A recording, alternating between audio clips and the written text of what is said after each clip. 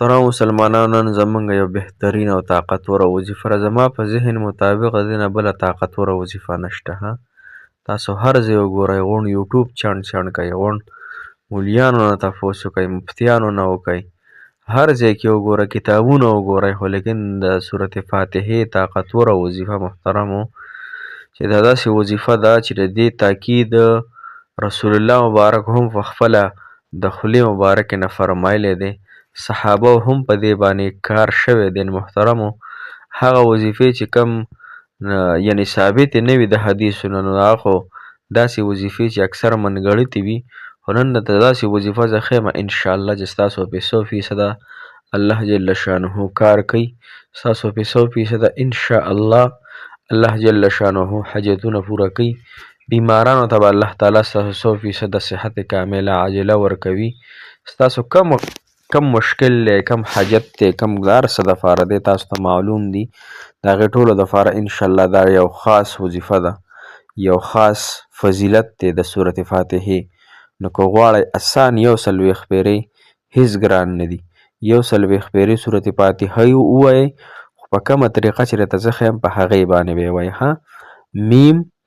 او دغه به یو ځای کوئ، یعنې دې کې 2 ټکي دي، صرف هغه به یو ځای کوئ، باقي دغه بس دغه صورت فاتحه ده، نور پکې هیڅ شی نشته دی. انشاءالله الله تعالی به ستاسو دې سره تمام حاجتونه، مشکلات، پریشانۍ، بیمارۍ، قرضونه، هر څه به الله جل شانه انشاءالله ضرور ختموي، ضرور به پوره کوي. تاسو به ډېر خوشحاله یې. السلام علیکم ورحمة الله وبرکاته. ډېرو معززو محترمو او قابل قدر مسلمانانو وروڼو خویندو، هغه مسافر کم چې بهر وطنونو کې دي، الله تعالی د دې مسافرو له ډېرې خوشحالۍ د دنیا و آخرت ورکړي. الله تعالی مو د زړه حاجتونه، د زړه جایز حاجات، خواهشات پوره کوي. محترم مسلمانانو، نن زموږ وظیفه د صورت فاتحې ده. صورت فاتحه یو طاقتور صورت دی او د غوڼ قرآن هغه فلسفه د غوڼ قرآن نچوړ صورت فاتحه ده. نو مشایخو زموږ چې کوم غټ مشایخ تیر شوي، غټ علما تیر شوي، لکه شیخ الاسلام مولانا سید حسین احمد مدني رحمهم الله، دا یو داسې عالم ده په انډیا کې تیر شوی محترمو، چې شیخ الاسلام تیر شوی، هغه د اسلام شیخ تیر شوی دی. هغه په بیاس کې دا وظیفه هغه خاص ذکر کړې ده، او کم چې حدیث مبارکو کې د دې فضیلتونه ذکر دي، نو هغه هم درته یمه. لومبی دا فضیلت د دې صورت فاتحې وری، بیا راته د شیخ الاسلام مولانا سید حسین احمد مدني رحمت الله علیه هغه وظیفه راته ښیمه چې کوم به 140 پیرې تاسو وایئ، او انشاءالله چې ستاسو حاجت به الله تعالی پوره کوي. حضرت ابو سعید معلا رضی الله تعالی عنہ روایت دی کنه محترم مسلمانانو، چې قرآن کریم کې د ټولو نه سورتونو نه یو عظیم سورت دی، چې هغه کوم سورت دی؟ سورت فاتحه دی. دا بخاري شریف حدیث دی. بیا رسول الله مبارک صلی الله علیه وسلم فرمایي چې سورت فاتحه د هر زهر دپاره شفا ده، هر زهر دپاره شفا ده. نو د انسان په زندګۍ کې یوازې دا نه چې بس تا لړم او مار وچي چې دا زهر دی، نه، ستا په زندګۍ کې یو حاجت نه پوره کېږي، دا حاجت ستا دپاره زهر ساز شوی، دا حاجت ستا د زندګۍ د ټولو نه اهمترین مشکل ساز شوی دی. بیا یو مرتبه چې دی نو یو کس چې دی نو هغه مار وچیچو که نه، نو حضرت ابو سعید خدری رضی الله تعالی صورت فاتحه ولوستله او په هغې باندې دم کو، هغه له الله تعالی صحت ورکو. نو دې ته دې وجې نه صورت شفا هم ویلی کېږي صورت فاتحې ته. په بل یو روایت کې جناب محمد رسول الله صلی الله علیه وسلم ته صورت فاتحه د هر بیمارۍ نه د شفا هغه نسخه ښودلې چې هر بیمارۍ دپاره صورت فاتحه دا شفا ده. بیا بل روایت کې رسول الله مبارک فرمایي چې صورت فاتحه چې څوک مار وچي چې لړم وچي چې هر یو شي چې داسې زهریله وچي چې صورت فاتحه پرې دم کړی شي 2 پیرې، نو دا به الله تعالی انشاءالله شفا ورکړي. بل چې دی رسول الله مبارک فرمایي چې زما امت ته پکار دی چې هغه کله وده کېږي نو صورت فاتحه او صورت اخلاص دې په ځان باندې دم کړي، د مرګ نه علاوه دی به د هر څیز نه محفوظ وي. اوس چې کوم زموږ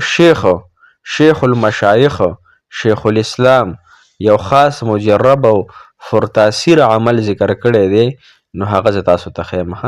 دا به تاسو 140 پیرې وایئ، خو دا تاسو واورئ محترم مسلمانانو. تمامو شیوخو د چشتیې، تاسو اوس دې نه خبر چې چشتیه څه ته وایي که نه، دا د هغې یو مجرب عمل دی د چشتیې. دا یو سلسلې دي، سلسلې چې کوم انسان د سحر مونځ او د سحر سنتو په منځ کې صحیح شوه که نه د بسم الله الرحمن الرحیم یعنی دا وظیفه د بسم الله سره د الحمد وکي صرف 41 مرتبه صحیح شوه نو انشاءالله د دې سره به د تمام مشکلات اسان شي حاجتونه به الله تعالی پوره کړي ضرورت به الله تعالی پوره کړي او هر قسم مرض نه الله تعالی دته شفا هم نصیب کړي ها اوس طریقه دا د محترم مسلمانانو سحر ته پاسېدې که نه سم پاسې مونځ کې خو سحر مونځ نه کوې نو بیا د زندګي ګورې خرابه ده ها سحر مونځ کو کوم انسان نه کوي د زندګي به لنډه وي تنګه وي دی په مشکلاتو ته تر سر وي نو زنانو دپاره خو ډېره زیاته اسانه ده نارینهو دپاره هم اسانه ده ها ګوره سحر مونځ له پاسېدلې سنت ته وکړه نو دومره لږ وختي به پاسې چې ته پکې 140 پېرې دا وظیفه وکړې ها تقریبا نیمه ګنټه یا 20 منټه تقریبا داسې مخکې پاسېدل که نه نارینهو دپاره زنانه خو مطلب خپله جمع منئ نو په خپله کور کې کولی شي خو نارینه به کم از کم 20 منټه 25 منټه مخکې سحر مونځ ته پاسي سحر مونځ ته چې کله پاسېدی 2 رکعته هم سنت وکړو سنت نه پس په د خپل ځای باندې کښېنئ فرض بلا نه کوئ ها نو تاسو به داسې ووایئ بسم الله الرحمن الرحيم الرحيم الحمد لله رب العالمين الرحمن الرحيم مالك يوم الدين إياك نعبد وإياك نستعين اهدنا الصراط المستقيم صراط الذين أنعمت عليهم غير المغضوب عليهم ولا الضالين صحیح شو که نه دا به 140 پېرې وې بسم الله الرحمن الرحیم الرحیم کې چې کوم میم دی هغه به د الحمدلله هم سره وتړې ها رحیم الحمد لله رب العالمین 140 پېرې به انشاءالله وي ته ګوره چې ستا حاجتونه مشکلات پریشانۍ بیماری تکالیف ختمیږي که نه ختمیږي ډېره مجربه ده اوبه پې هم دغه وخت کې دم کوي ځان وڅکئ چا باندې سحر وي جادو وي جنات وي دغه وي بندشونه پې وي هر قسم هغه به هم الله جل شانه په اسانه طریقې سره په بهترین انداز سره الله جل شانه ختم کی او تاسو چې کوم حاجات دي هغه هم الله جل شانه ختم کی دې نه پس دعا هم غواړئ او په دعا کې ما عجز هم ګناهګار په دعا کې یادوي چې الله تعالی زموږ هم پریشانۍ مشکلات الله جل شانه د خپل لوی در ختم کی موږ به هم تاسو ته دعاګانې کوو چې الله تعالی د تاسو تمام ضروري حاجات شرعي حاجات نکاحګانې محبتونه دغه رنګې د صحت زندگی الله تعالی تاسو ټولو مسلمانانو ته نصیب کړي او دغه رنګې موږ ته هم دغه دعاګانې کوئ موږ تاسو د دعاګانې محتاج یو تاسو موږ نه پیژنئ موږ تاسو نه پیژنو زموږ محبت د الله تعالی دپاره د الله تعالی دې دا قبول او مقبول وګرځولی کړي الله دې دا وظایف زموږ دپاره د آخرت یو غټه ذریعه د خلاصي جوړه کړي جزاک الله خیر احسن الجزا